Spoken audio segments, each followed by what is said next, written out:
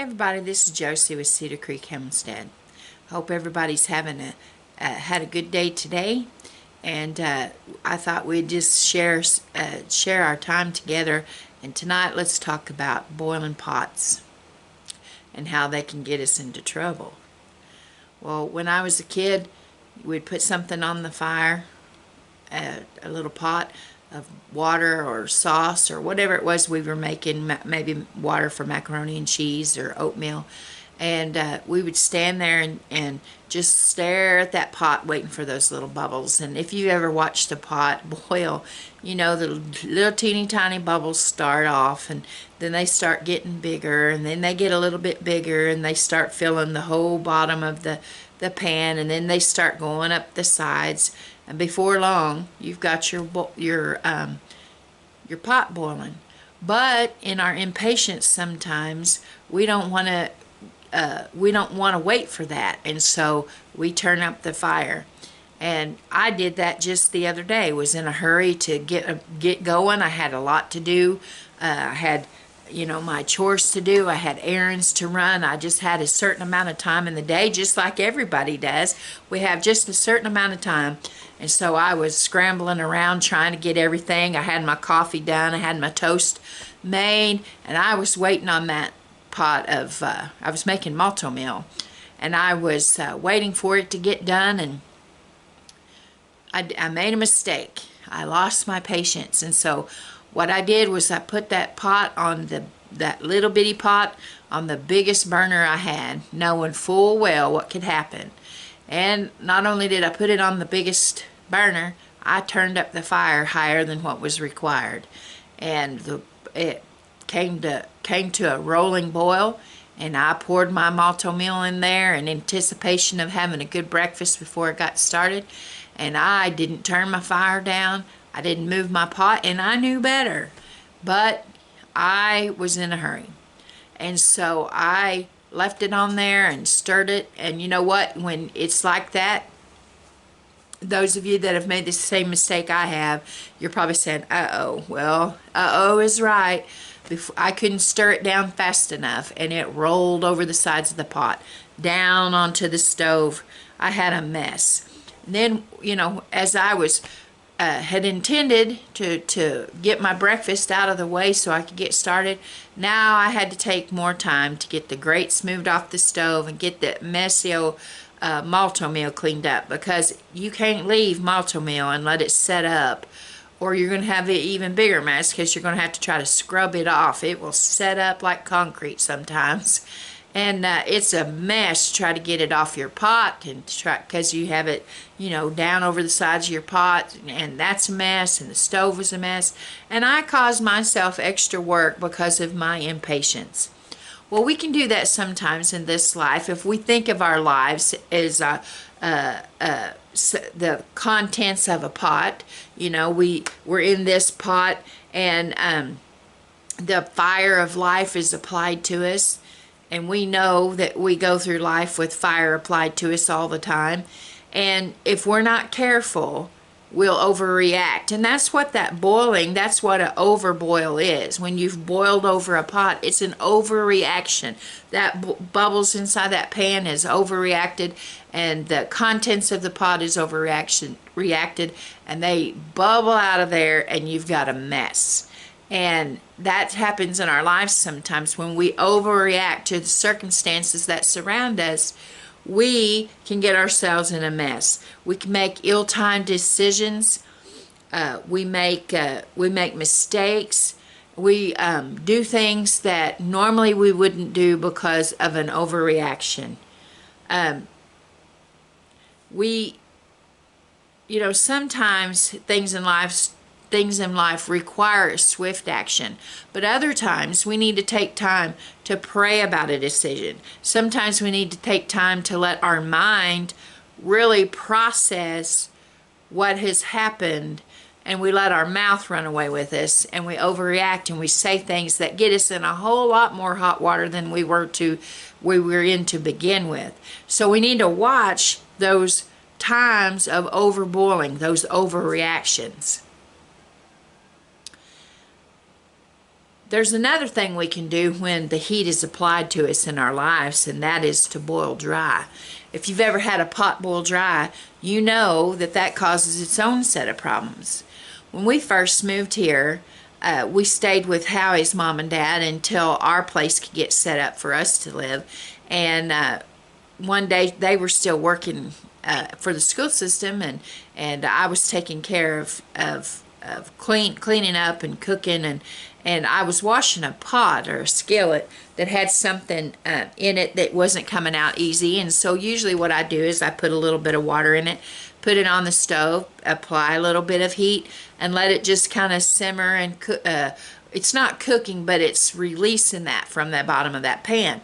Well, I got busy doing other things, and I actually even left and went to the grocery store and had forgotten all about that pan and left it going. Well, when I come home, Howie and his dad, Papa Tex, are there, and I could tell something was wrong, and I could smell something wrong, and I knew instantly what I had done. Well, there was great fear there. We had just moved here because our house had burned down in Arkansas, and I thought, oh my lands, I'm about to burn down somebody else's house. Now, I didn't burn down my house in Arkansas, but that was my thought about this, is that I'm going to burn their house down. So anyway, I go in, and all afternoon we work on, trying to get the smell out of there, because Terry wasn't home, and we just knew when she got there she would have a fit when she found out what I did. Well, she actually didn't even notice it. We had to tell her, and to this day she'll tell you she didn't know anything was wrong. But sometimes we can boil ourselves dry. We'll let ourselves, we're in the busyness of life, and we're going about our time. We're trying to do everything possible. We can be doing all of the right things, except we're not taking care of ourselves. We're not taking care of the contents of our heart, the contents of the pot, so to speak. And we need to allow ourselves to be restored. We need some self-care. Used to, I thought, oh, that's silly, and I've got all this other things to do. I don't need the self-care. But we do need self-care. We need time for rest and time for restoration, time for a restoring of ourselves, a refreshing of ourselves. Does that mean that we always have to go on a 2-week vacation to some remote place? No, we can be restored and refreshed on a daily basis simply by taking time to pull back from all of the mess of life around us. And you can't turn the news on or listen to the radio or sometimes even go to work or visit with your family without getting all that chaos and mess of the day all over you. And it will cause you to be dry, to have nothing to offer anyone else because you didn't take care of yourself. And my granny's favorite verse, and Howie loved this too, not the verse but the chapter, was Psalm 23.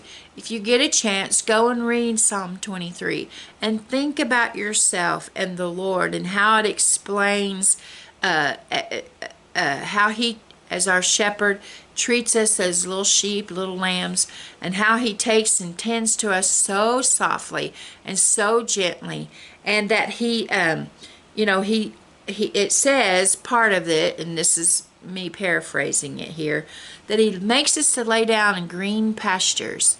Think about green pastures. We have farmers here that are growing wheat, and all those wheat fields are so green, so lush and green right now, and I could just take my shoes off and walk barefooted. They would not appreciate me doing that, but I have often commented to Tex and Terry, I would just love to walk out through those fields barefooted.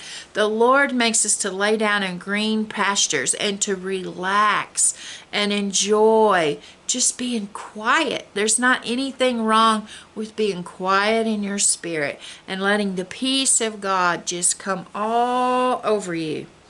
It says he causes us to lie down by still waters, leads us beside the still waters. And sheep don't like chaotic water, crazy water, not boiling.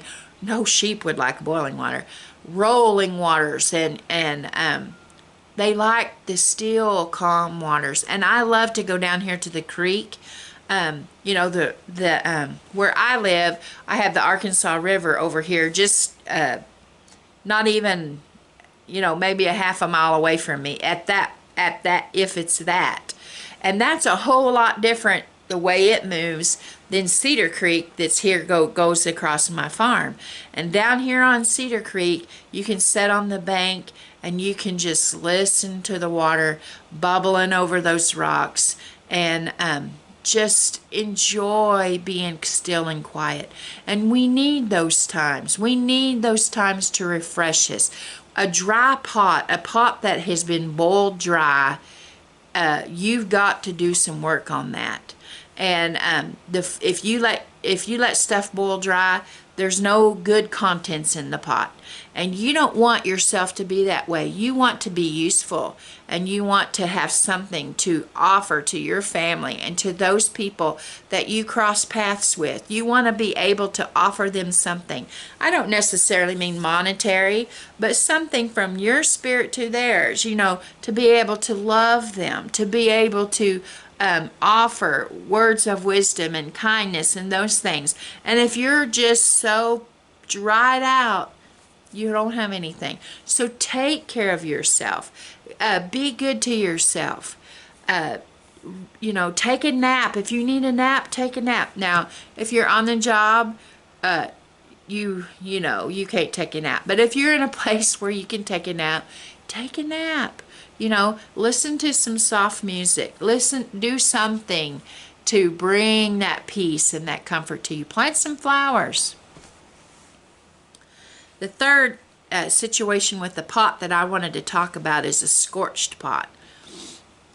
A scorched pot is different than a pot that's boiled dry. Because normally if you've boiled dry a pot, it's had water in it and it's just dry. There's not anything burnt on it. But if you scorch a pot, you've actually burnt something inside your pot.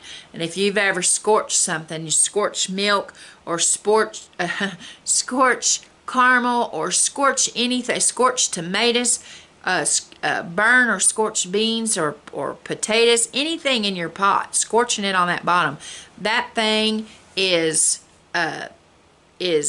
burnt, and there is a smell. If you scorch a pot of beans, if you don't do something to remedy that, and there's some ways that you can fix a pot of scorched beans, but that taste goes through those. You burn potatoes, that taste goes through there. Scorched pan of milk, you just can't. It's unusable, and you don't want to be unusable in this life. You don't want to burn yourself out to where you can't be effective in the jobs that you have here in this life. On your farm, on your job, in your family, you have something that you are meant to contribute. And if you're scorched and you're burnt out and you're just done, you're discouraged and you're down and you just, I quit. And we can't quit. And you might say, well, what do you do about that? Well, I'll tell you, when my grandpa was a little boy, and I just heard this story recently and I thought it was funny and I'll share it with you. He was ornery. And even into adulthood, when he was grandpa to me and not the little boy, he loved to tell stories and loved to laugh, and he was one of the best storytellers that I have ever known. And you, trust me, you would sit and listen as long as he would tell stories. If you were able to, you would listen. And he never told me this story. My cousin told the story, the one that I'm going to tell you. But Grandpa, when he was young, I can just envision him as a young boy. But he went to a one-room schoolhouse like what most people did back in that day. And his cousin was his teacher.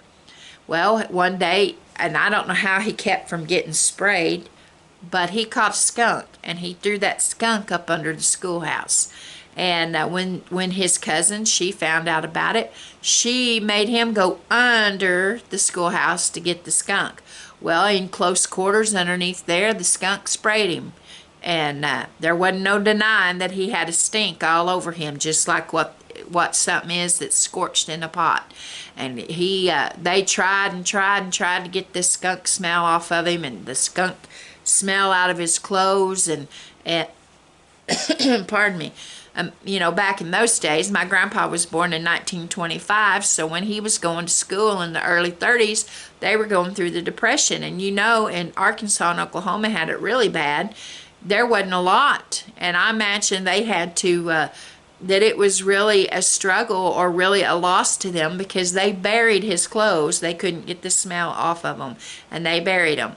And that was probably a loss to their family, because there wasn't a lot of money just to throw around and buy things and do new things. Now, I'm sure my great-granny probably was able to make him a new set of clothes, but the point of it is the stink got on him and he couldn't get it off. And that'll happen if we allow ourselves to get scorched. We let ourselves get discouraged. We let ourselves get so mad and so upset and so angry about things that we can't see anything except that we've been scorched and we've been burned, and we got a right to act the way we do because we've been wronged. And that's just not so. There are things in life that happens to us, and we do have a right to stand up and say enough is enough. Sometimes, just like when we overreact, when we have a boil over, sometimes when we've been burned, we won't allow ourselves to be touched by anyone, because we put up this barrier, we put up this protection and say, nope, you're not getting in here. You're not gonna penetrate my heart. I'm not going to allow you to possibly hurt me. Well, not everybody is going to hurt us, and I'm just saying that we don't want to be shut ourselves off and say we've been done this way, and never are we going to allow anyone else to have a chance. And we miss out on opportunities to know some really great people in our lives when we shut ourselves off like that. Now, sometimes we get ourselves into hot water.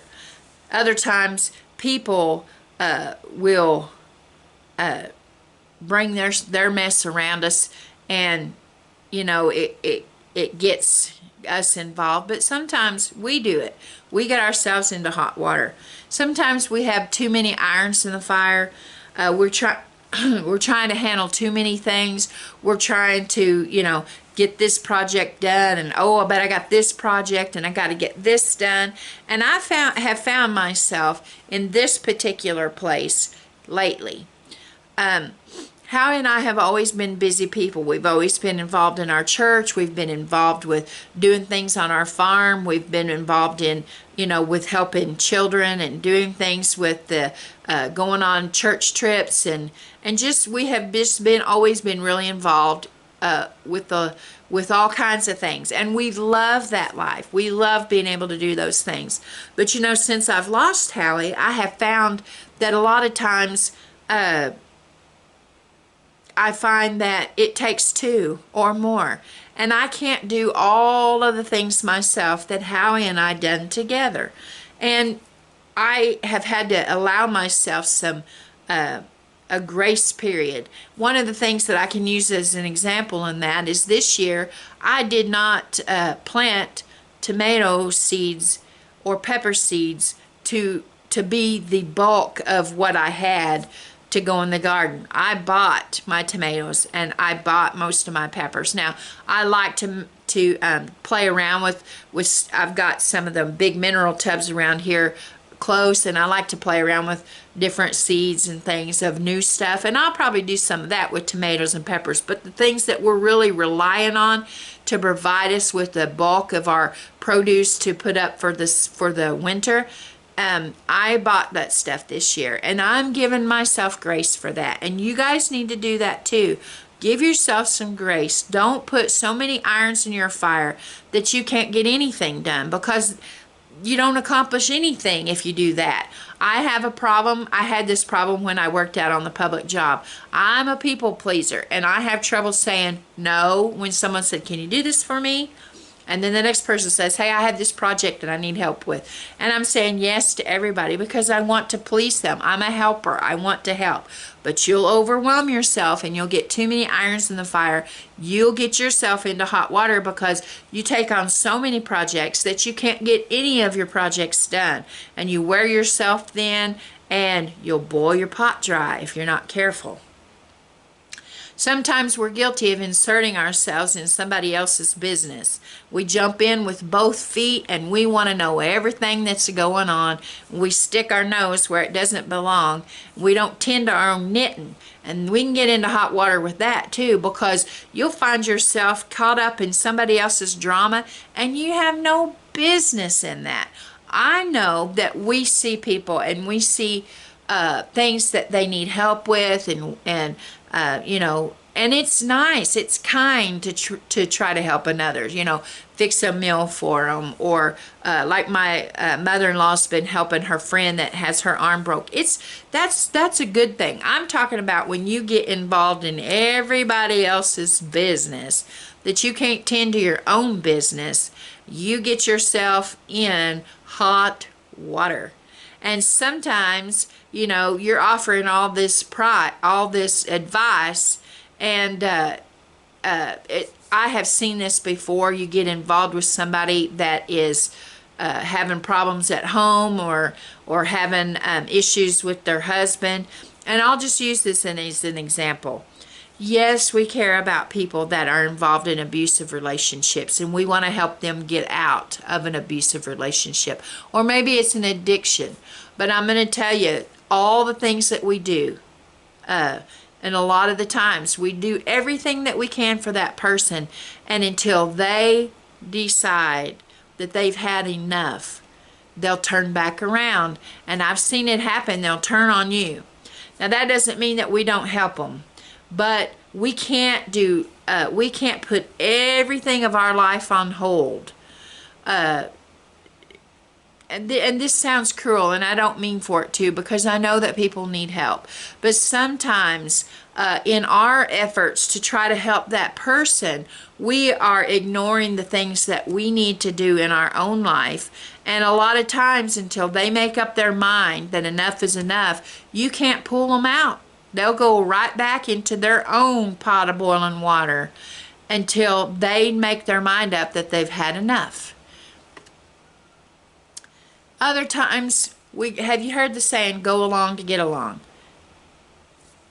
And sometimes we do that. We know in this world there's lots of things that's going on that are horrible. There are, you know, just terrible things that people have adopted as their way of life. There are cruelties. There are, you know, there's rioting, and there's violence, and there's chaos.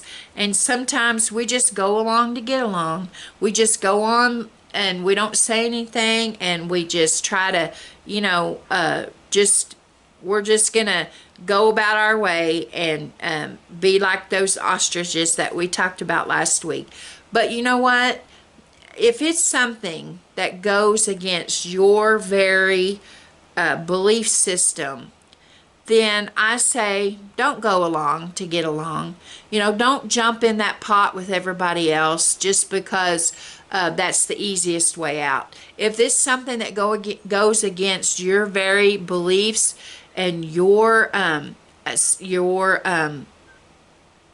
morals, then I say, I'm not getting in that pot. I'm staying out of it. I'm staying to myself. I got enough of my own stuff. And I think that sometimes it requires us to take a stand. Now, does that mean you throw a brick through somebody's window? Absolutely not. That's not what I'm saying. What I'm saying is, if you see something that you don't believe in, don't go along with the masses, because that's the way the masses are going. My parents would say it this way: if your friend jumps off of a bridge, you gonna jump off with them? Think about that for a little while. Okay, guys, in closing, I just want to say, what do we do about the pot of water? Now, we've discussed all the different ways, right? We've discussed boiling over, and we've discussed boiling dry, and we've discussed being a scorched pot. And we've discussed getting ourselves into hot water. So now the question is, what do we do about the hot water? We have to choose how we're going to react to it, right? Do I allow my heart to be softened in this water and be usable in whatever way the good Lord decides that I should be used in this world? Do I allow myself to be molded and moved and be of some use? Or do I allow steam to come out of my ears and become unyielding and hardened like an egg, to where I am abrasive and unusable in a lot of ways because I'm standoffish and I've been scorched and I overreact? I don't want to be that way. But what we need to remember is the same water, the same boiling water softens that potato or it hardens that egg. So what was the difference? The water was just as hot for both of them, right? The water was just as hot for the potato as it was for the egg. But the difference was the reaction, our reaction. So try to remember when you're in hot water, remember the potato and remember the egg. Remember that if we'll stay calm and we'll do what we know is right for our family, for our farm, for our business, whatever it is, do what's right. Avoid the chaos. Stay away from those things that get us down. Stay away from those things that are intent on destroying this country and this world. Stay clear of those things. And don't get so set that we refuse to be softened when the Lord speaks to us. You know, guys, we're going to be all right. We're going to be just fine if we will just do what we can to prepare for our families. Do what we know is right for us and those around us, and live our life and try our best to have joy and peace. We'll be fine. Make sure you're rooted and anchored in the good Lord. Be sure of your salvation, and we're going to be fine. You guys, I love you. I want to say thank you to those that have sent me things. My goodness, guys, I've gotten books, and I've gotten quilts, and I've gotten aprons, and I just cannot thank you guys enough that you took the time out of your life to love on me. I can't. I appreciate you so. And I hope that tonight we had a good discussion and that you got something out of this. I have recorded and re-recorded because I get in my own way and I flub up and I just want to do a good job for you guys. But anyway, until next time, this is Josie. I love you. I really do. And we're gone.